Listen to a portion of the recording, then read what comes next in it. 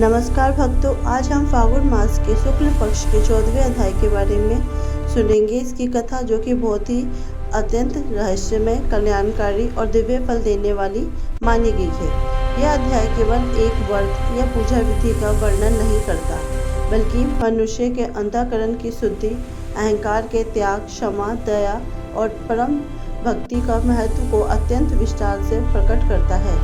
जो भक्त श्रद्धा, विश्वास और एकाग्रित होकर इस कथा का अध्याय की कथा को श्रवण करता है, पाठ करता है या इसे सुनता है, उसके जीवन में अद्भुत परिवर्तन आता है और यह संसारिक बंधनों से मुक्त होने लगता है।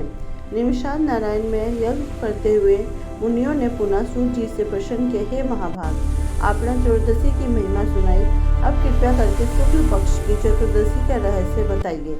इस दिन कौन सा व्रत करना चाहिए, किस देवता की पूजा करनी चाहिए और इस तिथि का क्या विशेष फल होता है। सूत जी बोले, हे ऋषिगण, फागुन शुक्ल चतुर्दशी अत्यंत पवित्र है। यह तिथि विशेष रूप से भगवान श्री हरि और भगवान शंकर जी दोनों को प्रिय है। इस दिन किया गया व्रत मनुष्य को पापों से मुक्त करता है, मन को शांति देता है और उसे ईश्वर के निकट ले जाता है। जो भक्त इस दिन उपवास रखकर भगवान विष्णु और शिव की संयुक्त पूजा करता है, उसे दोनों की कृपा प्राप्त होती है। सूत जी ने कहा कि भगवान फागुन मास में जब वसंत ऋतु पूर्ण रूप से खिल उठती है, तब यह चतुर्दशी तिथि आती है। यह समय प्रकृति के पूर्ण विकास का प्रतीक है।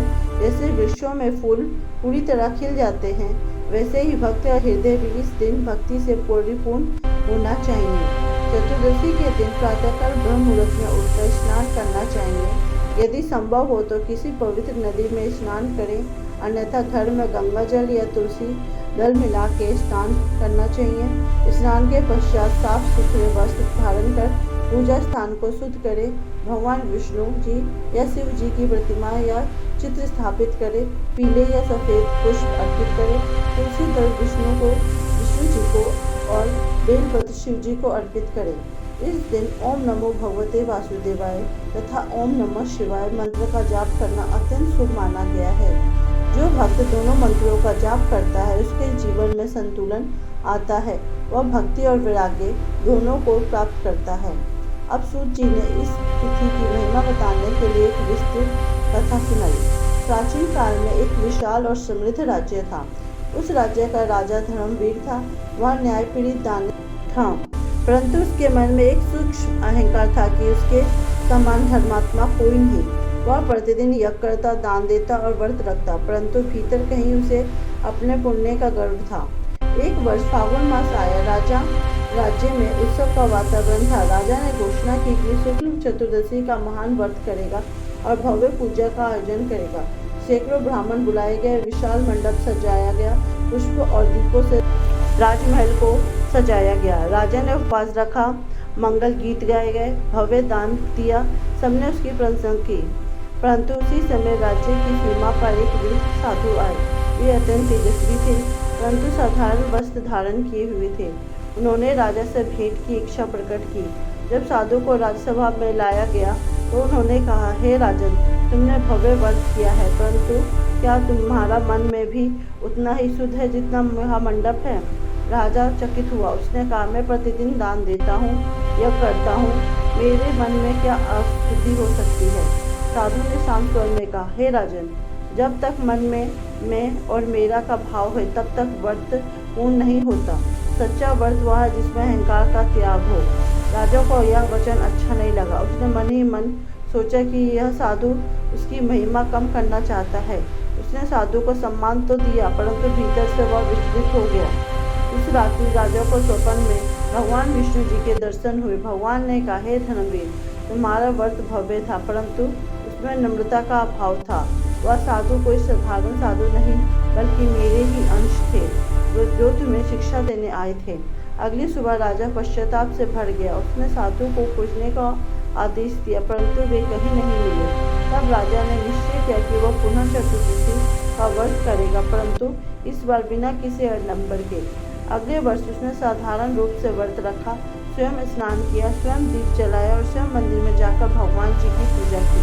उसने गुप्त रूप से निर्धनों को दान दिया और किसी को इसकी सूचना नहीं दी। उसके मन में अब विनम्रता थी। उसी रात उसे पुनः स्वप्न में दर्शन हुए। भगवान ने कहा, हे राजन, अब तुम्हारा व्रत पूर्ण हुआ। तुमने अहंकार का त्याग किया, यही सच्चा धर्म है। इस कथा से सूत जी ने शिक्षा दी कि चतुर्दशी का व्रत केवल बाहरी भव्यता से नहीं बल्कि आंतरिक शुद्धि से सिद्ध होता है। 14वें अध्याय में यह भी कहा गया है कि इस दिन क्षमा का विशेष महत्व है। यदि किसी से वैर हो तो उसे त्याग देना चाहिए। परिवार में, समाज में और हृदय में जो भी कटुता हो उसे भी समाप्त करना चाहिए। क्षमा से मन निर्मल होता है और ईश्वर का निवास उसी मन में होता है। दान की महिमा भी इस अध्याय में कही गई है। विशेष रूप से दीपदान, अन्नदान और वस्त्रदान का फल अक्षय बताया गया है। जो भक्त इस दिन निर्धनों को भोजन कराता है उसके पितरों की तृप्ति होती है। चतुर्दशी की रात्रि में जागरण करना और भजन कीर्तन करना अत्यंत शुभ माना गया है। भगवान के नाम का कीर्तन करने से वातावरण पवित्र होता है और मन में आनंद की अनुभूति होती है।